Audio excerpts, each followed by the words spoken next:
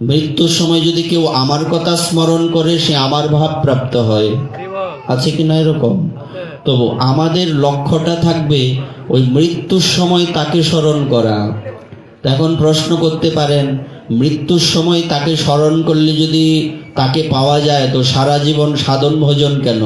বলছে সারা জীবন যদি পড়াশোনা না করে কেউ, সে যেমন পরীক্ষার মধ্যে পাশ করতে পারবে না, তেমনি সারা জীবন যে হরিভজন করে না, ভগবানের সাথে যুক্ত থাকে না, একটা গীতার মধ্যে অধ্যায় আছে অভ্যাস যোগ। এই অভ্যাসটা যার নেই তার মৃত্যু কি করে হবে? তাহলে একটা দৃষ্টান্ত শুনুন, আমাদের গুরুদেব বলতেন। তো দৃষ্টান্তটা হচ্ছে এরকম, একজন বিশাল বড় ব্যবসায়ী সে এই খুব পরিশ্রম করে নিজের জীবনটা গঠন করেছেন, ছেলে মেয়েদের মানুষ করেছেন। মানুষ বলতে আমরা যে তথাকথিত মানুষ বলি, আমাদের দৃষ্টিকোণ থেকে মানুষ মানে কি না, ভালো পড়াশোনা করে একটা ভালো জায়গায় সেটেল হবে, অর্থ বেশি ইনকাম করবে, কালোবাজারি টাকা হোক আর সাদাবাজারি টাকা হোক, এই হইলেই হলো একটা। তাই তো আমরা মানুষ বলতে কি বুঝি? যে ভালো রেজাল্ট করে সে গিয়ে ভালো চাকরি করবে, ভালো ব্যবসা করবে, প্রতিষ্ঠিত হবে সমাজে। এটা তো মানুষের বৈশিষ্ট্য না, এটা হচ্ছে এই সমাজের, এই সংসারের একটা নিয়ম। এখানে তো আপনাকে এই টাকা দরকারই পড়বে, টাকা ছাড়া আপনি চলতে পারবেন না, এই কথা সত্য। এটা কিন্তু মানুষ হওয়ার বৈশিষ্ট্য না।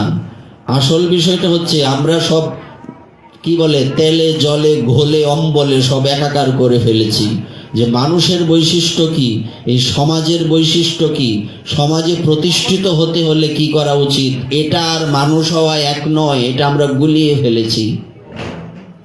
তো তথাকথিত মানুষ তৈরি করেছেন ছেলে মেয়েদেরকে, পরবর্তীতে কি দেখা গেল?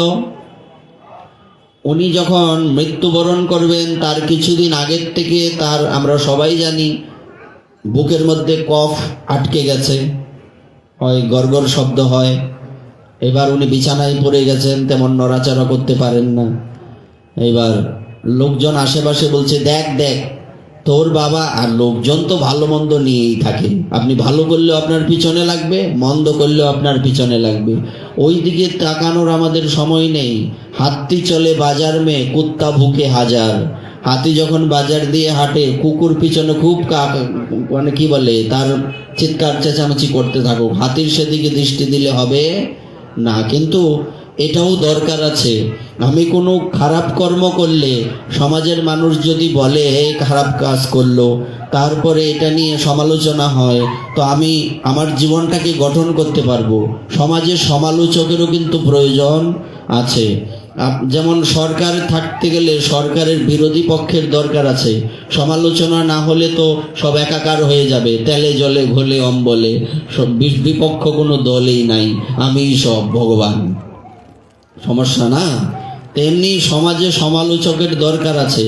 তা আচ্ছা যাক, যেটা বললাম, লোকেরা বলছে দেখ দেখ সারা জীবন তোর বাবা হরিভজন হরিনাম কিছু করেনি, জীবনে কোনোদিন দেখলাম না ভাগবত পাঠে যেতে, কোনোদিন একদিন ভগবানের সামনে মাথা নোয়াতেও দেখিনি।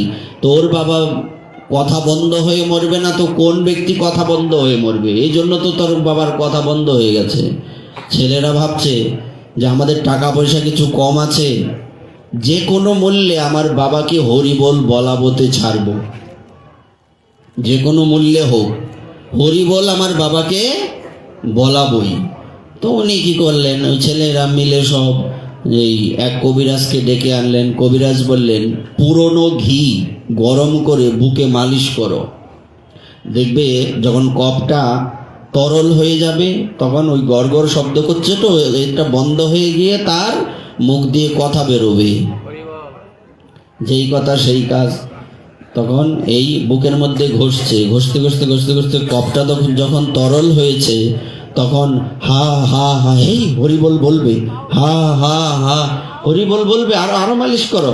মালিশ করতে আরো যখন তরল হয়েছে, বলছে হাবিবুল্লাহ 50,000 টাকা, এই কথা বলে মরেছে। লোকে লোকেরা বলছে যে দেখো তোমার বাবা আজীবন ওই ব্যবসা করেছে, ওই হাবিবুল্লাহর কাছে 50,000 টাকা পায়, ওইটা বলেই শালা মরেছে। তো সুতরাং শ্রী বিষ্ণু যদি বলছে যদি তুমি সারা জীবন ভগবানের ভজন না করো, ওই মরার সময় হাবিবুল্লাহ 50,000 টাকা বলেই মরবে। আমাদের লক্ষ্যটা ওই রকম হলে হবে না। তাই কি বলছে, তা আমরা বুঝতে পারলাম মৃত্যুর সময় যদি আমাকে হরিনাম করতে হয়, হরির চরণে শরণ নিতে হয়, তাহলে সর্বোপরি সর্বপ্রথম জীবনের প্রথম থেকে আমাদের কি করতে হবে? ভগবানের ভজনে কাটাতে হবে, অভ্যাস। অর্জুন বলছেন না, প্রভু গো, আমি যদি বাণ নিক্ষেপ করি তবে বাতাসের গতি রুদ্ধ হয়ে যায়, কিন্তু আমার মনের গতি রুদ্ধ করতে, আমার মন বাতাসের থেকে চঞ্চল, বাতাসকে আমি দমন করতে পারি কিন্তু আমার মনকে দমন করতে পারি না। ভগবান একটা কথা বলেছিলেন, তাহলে পুনঃ পুনঃ অভ্যাস করো। 6ষ্ঠ অধ্যায় অভ্যাস যোগ, ওইখানে বিস্তারিত বর্ণনা আছে যে অভ্যাসের মাধ্যমে আমাদের জীবনটাকে কিভাবে গঠন করতে হবে, ভগবত সেবায় কিভাবে নিয়োজিত করতে হবে। তাহলে লক্ষ্যটা কি? মৃত্যুটা যেন ভালো হয়। এই জন্য একটা কথা বিশেষ প্রচলিত আমাদের সমাজে, সাধন করো ভজন করো, মরতে জানলে হয়। সাধন ভজন যাই করো, মরাটা যাতে ঠিক মতো হয়। কিন্তু দুর্ভাগ্যের বিষয়, আমরা ওইভাবে সাধন ভজন করি না, ভগবানের চরণে শরণ গ্রহণ করি না, যে কারণে ওই মৃত্যুর সময় আমাদের ভগবানের কথা স্মরণে আসে না।